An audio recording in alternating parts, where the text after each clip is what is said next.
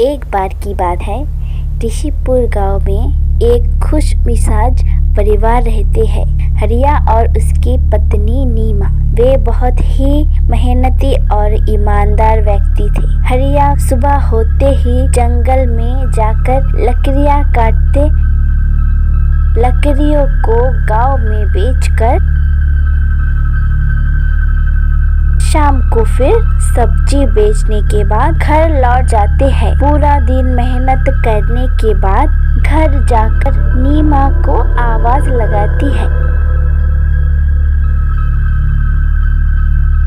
नीमा, ओ नीमा। फिर नीमा बोलती है, हाजी आ गए आप। आज तो आप बहुत थके हुए लग रहे हो।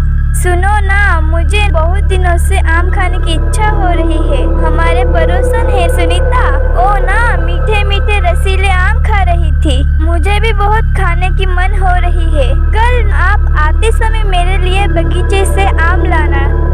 अरे भाग्यवान, तुम्हें आम खानी है तो मुझे पहले क्यों नहीं बताया। ठीक है, कल जब मैं खेत में जाऊंगा शाम को आते समय तुम्हारे लिए आम लेकर आऊंगा।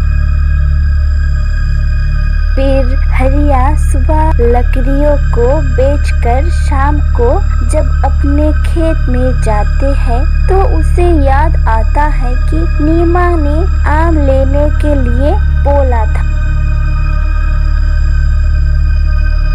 और फिर हरिया को आम के पेड़ दिखाई देते हैं। अरे इस पेड़ पे तो बहुत सारे मीठे मीठे रसीले आम हैं। घर जाते समय नीमा के लिए इस पेड़ से आम लेकर जाऊंगा। कहकर हरिया खेतों का काम करते हैं और पेड़ पर बैठ के चुड़ैल बड़े ही मजे से आम खा रही थी और हरिया की बातें सुन रही थी।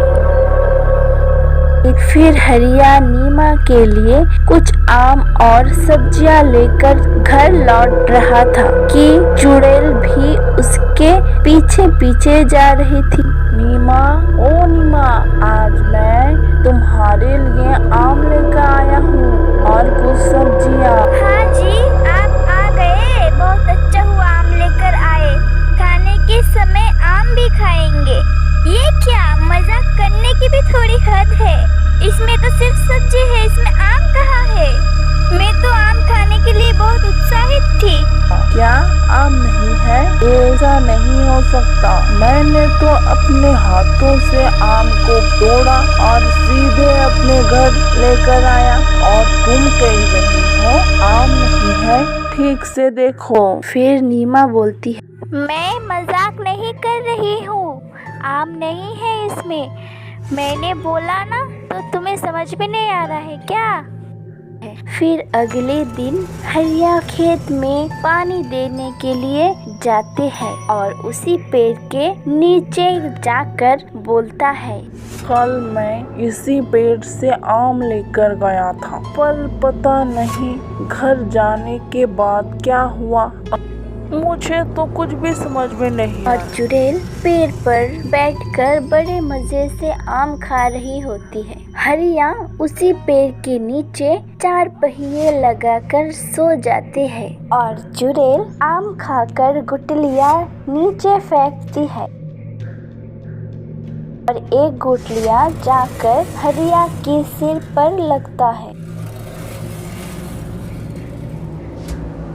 अरे कौन है? मैंने जब सो रहा था तब तो यहाँ गुठलियाँ नहीं थी, फिर अचानक इतने सारे गुठलियाँ कहाँ से आई? फिर चुड़ैल हरिया को देखती है और गुस्से से लाल होती है। पागल आदमी, इसे कभी नहीं पता चलेगा कि ये मेरा काम है। फिर हरिया आम की ठेला लेकर गांव में बिकाई करने के लिए जाता है और बिकाई बहुत अच्छी भी होती है और उसी ठेले में से एक कटोरी आम बचाकर रखता है और फिर घर जाता है।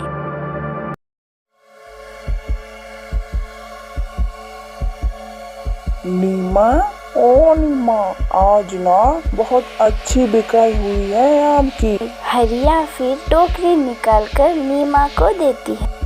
ये देखो, ताजे ताजे मीठे मीठे रसीले आम। ओ जी, आम को छोड़ो, अपने पीछे मुड़कर देखो, एक कौन है? बड़े बड़े आंखें और बड़े बड़े दांत, पीछे तो देखो। चुप चुप चुड़ैल, क्या चाहती है तू? मेरे पीछे क्यों आई है तू? जब से तुमने मेरे पेड़ से आम तोड़ा था, तब से ही मैं तुम्हारे पीछे हूँ। मेरा आम मुझे वापस करो, नहीं तो मैं तुम्हारी खून पीकर जाऊंगी। नहीं, मुझे मत मारो, अपना आम तुम लेके जाओ, मुझे नहीं चाहिए आम। नहीं, ऐसा मत करो। तुम तुम्हारा आम लेकर चले जाओ, आम और हमें छोड़ दो। फिर चुड़ैल बोलती है, ठीक है, तुम लोग तो बहुत दयालु हो। 1 साल पहले मैं भी इंसान हुआ करती थी, पर एक दिन मैं इस बगीचे से की मालिक से एक आम मांगा था, लेकिन नहीं दिया। रात होते ही मैं पेड़ पर चढ़ते समय गिर गई थी और अचानक मेरी मौत हो गई। तब से मैं इस पेड़ पर चुड़ैल बनकर। हरिया और नीमा चुड़ैल की बात सुनकर बहुत ही दुखी होते हैं। फिर चुड़ैल चली जाती है आम की टोकरी वापस कर।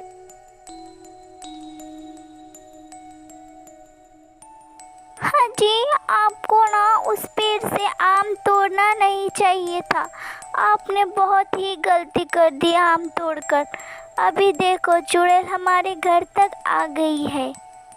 मुझे इस पेड़ से आम नहीं तोड़ना चाहिए था, कहकर दोनों अपने आप को कोस रहे थे और यहाँ मजे से आम खा रही होती है चुड़ैल।